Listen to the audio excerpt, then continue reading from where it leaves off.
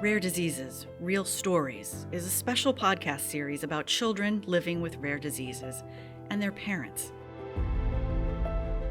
In 1999, a diagnosis of infantile Tay-Sachs was 100% a death sentence. It was a journey that ended with a result we never saw coming. It's about the transformational power families wield in moving rare diseases research forward. It's a community that relies on each other.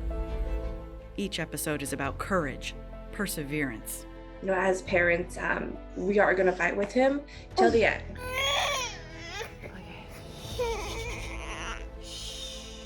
Gene therapy that provides hope. Hope and love. You're tickling me. There is something about Noah that sparkles. It's infectious. Families share their stories from the front lines when every moment counts. She is doing things that we never expected her to do ever. I'm Jennifer Berryman. I'll be your host. This is a production of UMass Chan Medical School.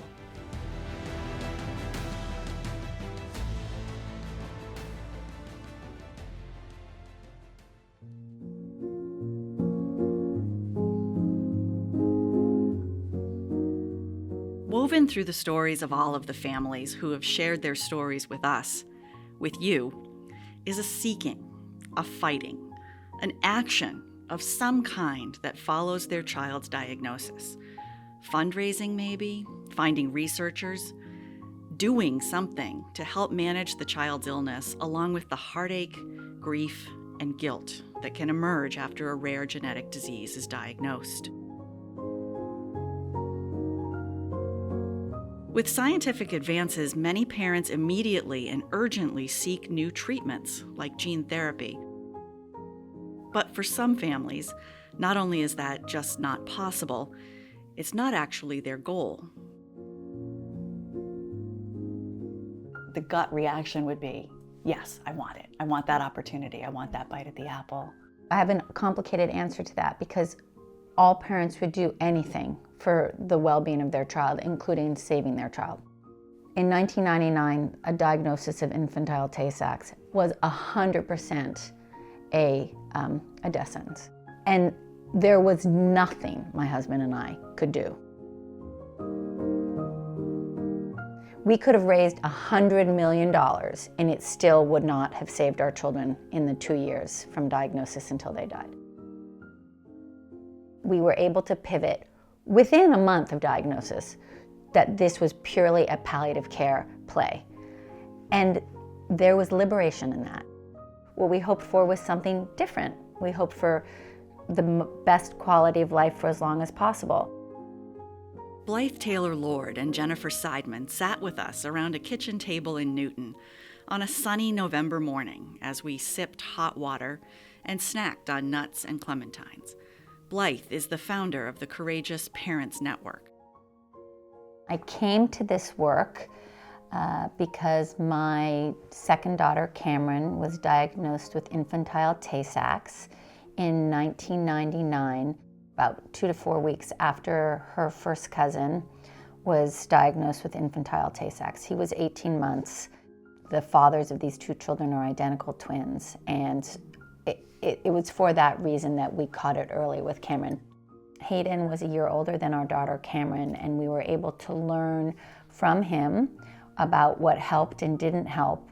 Blyth says their pediatrician was key, helping them manage the expected symptoms of Tay-Sachs: weakness and stiffness, startling easily, missing milestones, seizures, and often pneumonia that claims children's lives between ages 3 and 5. Rare at the time, their pediatrician knew about and fully supported their desire for palliative medicine.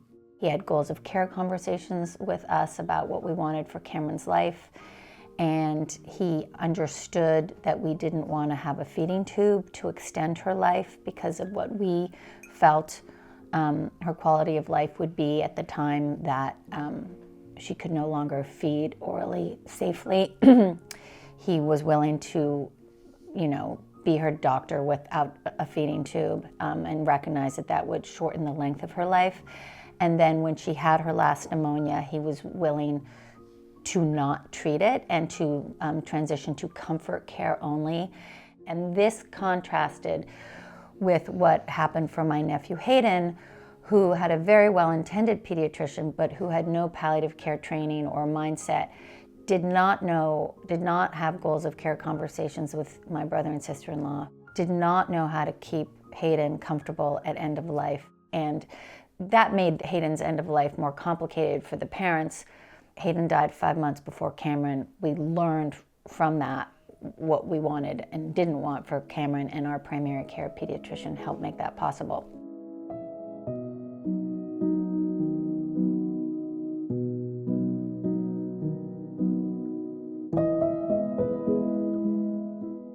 I am Jennifer Siedman, and I am currently the Director of Community Engagement at Courageous Parents Network, but I really came to Courageous Parents Network first as a parent. It was 1996 when Jennifer's middle son, Benjamin, just 15 months old, was diagnosed with Sanfilippo syndrome.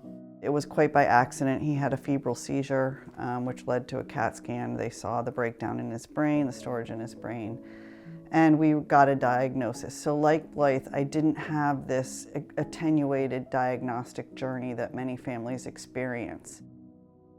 And we were cast into that world of, you know, what do we do next and what do we do now?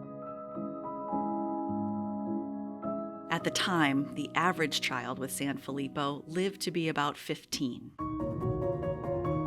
My husband and I looked at his early diagnosis as an opportunity.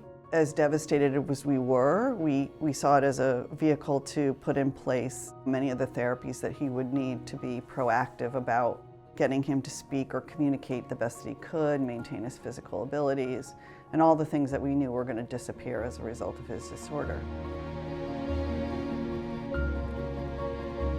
Simultaneously, the Siedmans, who were both working full-time and raising 3 children, began fundraising for research. About 2 years before he died, maybe 3, the researcher that we had primarily been working with called us, and she had had a breakthrough. The first things out of her mouth were, "I have mice," and I knew what she meant. She meant they're living. I have mice and they're living.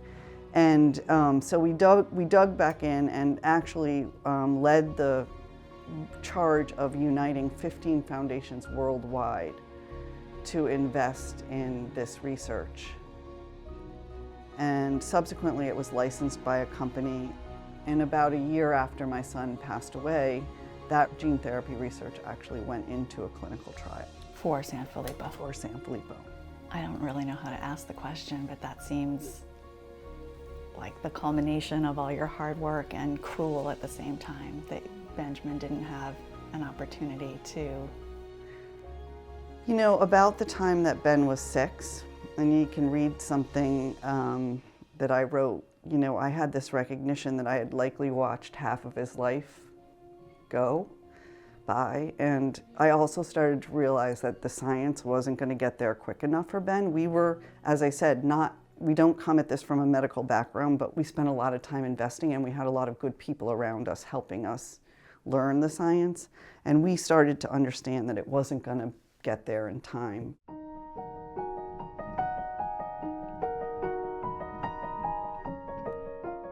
We had already sort of had this epiphany, for lack of a better word. This was not going to be something that Ben could participate in. He was too far along. We also at that point had honed our own palliative voice inside of ourselves, because we hadn't really had any experience with palliative care, to say, even if we could participate in a gene therapy and it would arrest Benjamin's state where he is, would we want that for him? And we didn't want that for him. You didn't? No, he was too far declined. At that point, you know, he was not mobile by 14. He had lost most of his language. We weren't interested in letting him be that child. They still maintained the hope, but understood that Ben probably wasn't going to benefit from the work that they also were doing, because it was a full-on family affair. Jennifer says the decisions they made about Ben were not always met with positivity, making what could be an isolating situation even more so. I feel thankful that Stuart and I had the long view because I see too many families who can't separate the difference between hope and expectation and the emotional baggage that carries. Say more about that. What do you mean? I could keep my hope for Benjamin and our family and not have the expectation that he was going to participate in a trial.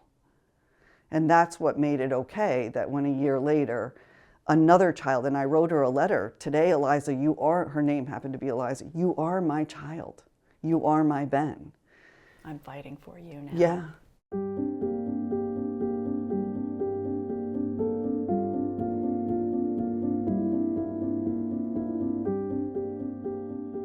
What the Courageous Parents Network aims to do is channel the lived experience of parents who have been there to empower, equip, and orient them to their new reality after a diagnosis, to promote the value of palliative care, grief counseling, and to help other parents understand something called anticipatory grief.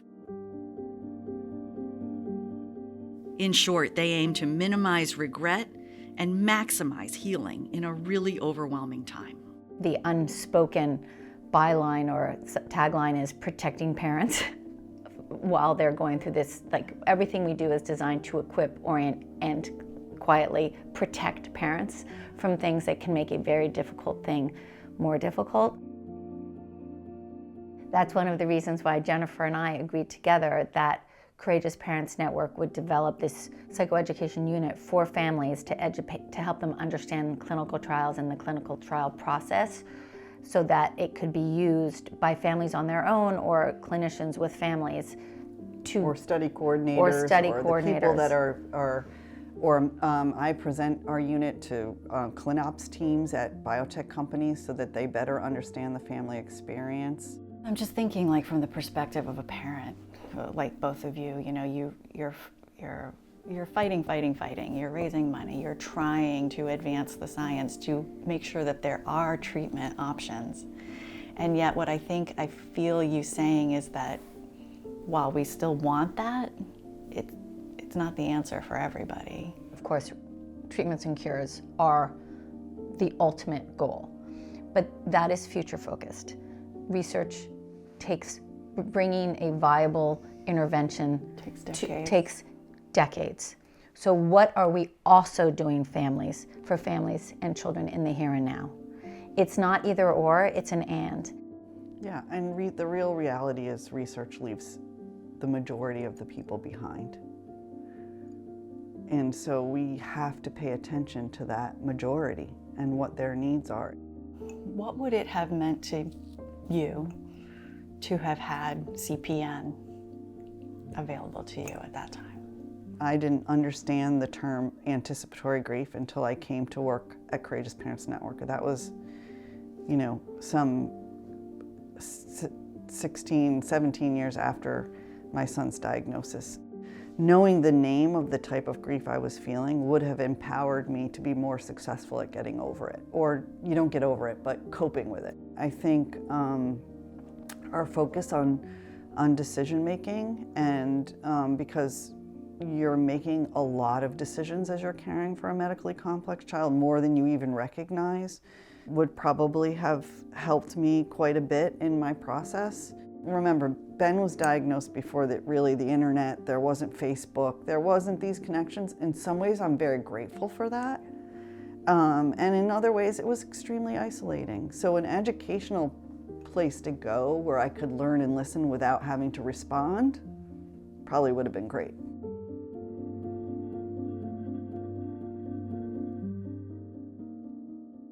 Jennifer has said that, you know, for parents anticipating a healthy pregnancy, there's the book, What to Expect When You're Expecting. And there is no what to expect when you learn your child has a life-threatening disorder. And that's what Courageous Parents Network strives to be a version of.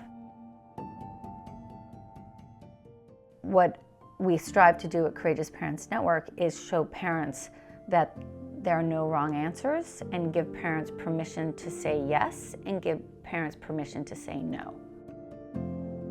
You could make a different decision, and that doesn't mean you're any less of a loving parent. And I think that's what one of the things we want Courageous Parents Network to be, is so that no parent feels that they are being judged or that there's a right or wrong way other than their way, because you know your child best and your family best. What do you get from now having created this network and being a resource for other families around the world? Well, I get to look at Ben every day because I get to see him in the other families that I interact with. I get to see him in the materials that I'm developing, the presentations I'm giving, the families that are asking for support and the types of support they're getting. So every day I get to see my child. And so what better thing could you get than that?